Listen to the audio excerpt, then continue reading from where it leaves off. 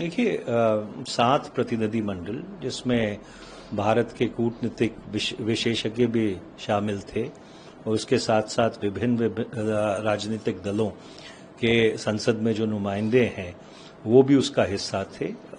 उन्होंने जो अपनी बातचीत में पाया, जो उन्होंने संज्ञान में लिया, वो उन्होंने प्रधानमंत्री को बताया। प्रधानमंत्री ने गौर से सुना। बहुत ही एक इनफॉर्मल डिस्कशन थी और इससे जो मसौदा अलग अलग प्रतिनिधि मंडलों ने इकट्ठा किया था, क्योंकि सभी लोग 10 दिन बाहर लगा के आए हैं और बहुत सारे लोगों से मिलके आए हैं और विभिन्न स्तरों पे मिलके आए हैं, उस सब का एक जो सटीक सार था वो आज लोगों ने एक दूसरे से भी उसके बारे में बात की, प्रधानमंत्री से भी बात की।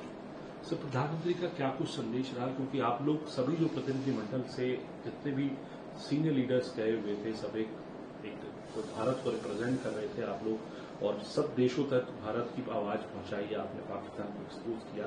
प्रधानमंत्री का क्या कुछ आप लोगों के लिए आप लोगों से बातचीत? देखिए, ऐसा है कि प्रतिनिधि मंडलों ने जो अपनी बातचीत में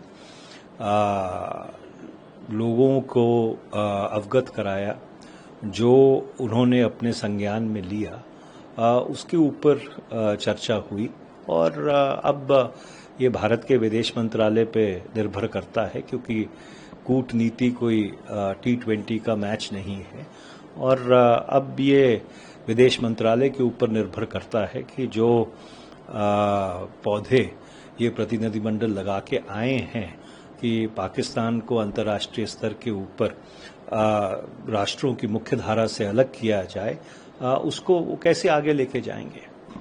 पाकिस्तान ने भी जो है भारत की तरह अपने प्रतिनिधिमंडल बाहर भेजे। यूनाइटेड नेशंस की सिक्योरिटी काउंसिल का जो एंटी टेररिज्म स्क्वाड ये जो कमेटी है, उसका वाइस चेयरमैन पाकिस्तान बन गया। इसको लेके विपक्ष ने काफी हमारे देश में आवाज उठाई है, और इसको कैसे देखते हैं आप? सबसे पहले कि जो पाकिस्तान ने जो भारत की जो कूटनीतिक जो स्ट्रैटेजी थी उसको फॉलो करते हुए पाकिस्तान बाहर। देखिए, पाकिस्तान का जो इतिहास है वो जग जाहिर है। उसामा बिन लादेन को इलाहाबाद में नहीं पकड़े गए थे, वो एबोटाबाद में पकड़े गए थे। जिस डॉक्टर ने उसामा बिन लादेन को पकड़ने में सबसे बड़ी भूमिका निभाई, वो आज भी पाकिस्तान की जेल में है। जिस तरह से AQ खान ने परमाणु वॉलमार्ट लगाया था और परमाणु और मिसाइल टेक्नोलॉजी विभिन्न देशों को बेचने की कोशिश की थी, इसके ऊपर जो सामरिक लिटरेचर है वो पूरी तरह से उस चीज़ को अपने संज्ञान में लेता है। तो इसलिए पाकिस्तान का जो पिछले 3-4 दशक का इतिहास रहा है वो उनके प्रतिनिधि मंडलों के सामने आएगा और कोई पाकिस्तान को इस बात पे गंभीरता से लेने के लिए तैयार नहीं है। सर, आपसे क्योंकि आप अगर आज्ञा दें तो मैं राजनीतिक सवाल आपसे जरूर पूछना चाहता हूं कि जब आप बाहर ट्रैवल कर रहे थे तो विदेश में आप लोग बात कर रहे थे, लेकिन देश में भी जब आप लोग गए, प्रतिनिधिमंडल गया, उस वक्त भी काफी जो है नामों को लेकर खासकर आपकी पार्टी में बहुत चर्चा रही, बहुत कई बयानात ऐसे आए जो विरोधाभासी लग रहे थे, और सरकार के बीच में नामों को लेकर कांग्रेस के साथ नेताओं के बड़ा टकराव दिखाई दिया। कई टिप्पणियां डॉक्टर थरूर को लेकर की गई, सलमान खुर्शीद को लेकर की गई।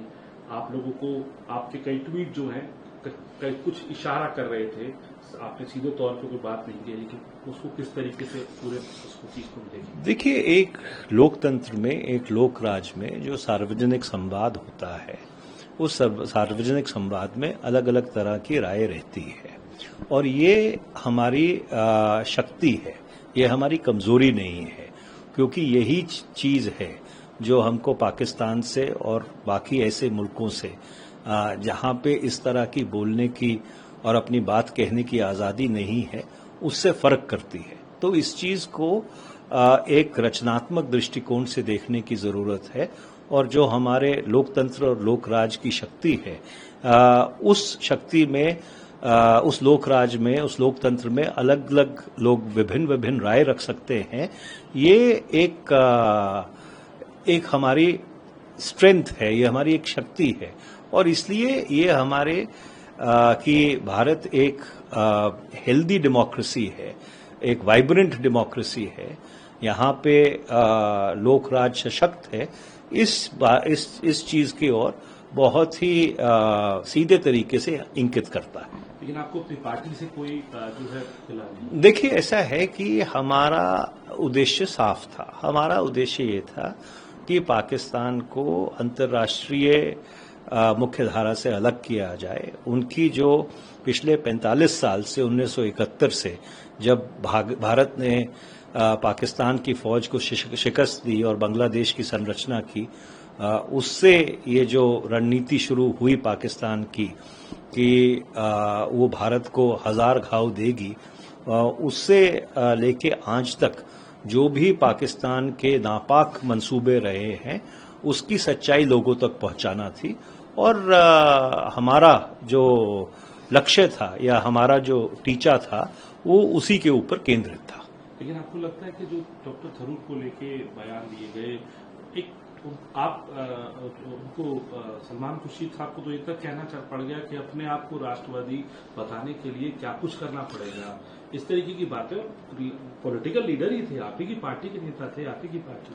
देखिए, ऐसा है, जैसे मैंने पहले कहा कि जो लोकतंत्र है, लोकतंत्र की शक्ति यही है कि सिर्फ पार्टियों के बीच ही नहीं बट पार्टियों के भीतर भी अलग अलग राय हो सकती है। और यही जो संवाद है ये हमारे लोकतंत्र की क्षमता को दर्शाता है। तो इसलिए हमारा जो सार्वजनिक संवाद है, चाहे आप चीन की लड़ाई ले लो, चाहे 65 की लड़ाई ले लो, चाहे 71 की लड़ाई ले लो, चाहे कारगिल की लड़ाई ले लो, उसके बाद जो ऑपरेशन पराक्रम हुआ था, या 26/11 की बहुत ही भयानक आतंकी घटनाएं हुई थी, उसके ऊपर जो देश में संवाद है उसमें लोगों की अलग अलग राय रही है। पर जहां तक पाकिस्तान का सवाल आता है या किसी भारत के दुश्मन देश का सवाल आता है कि जो भारत को कमजोर करने की कोशिश करता है, जो आतंकवाद प्रोत्साहित करता है, वहां पर हम सब लोग इकट्ठे हैं। और यही इन जो कूटनीतिक प्रतिनिधिमंडल थे उन्होंने दर्शाया है।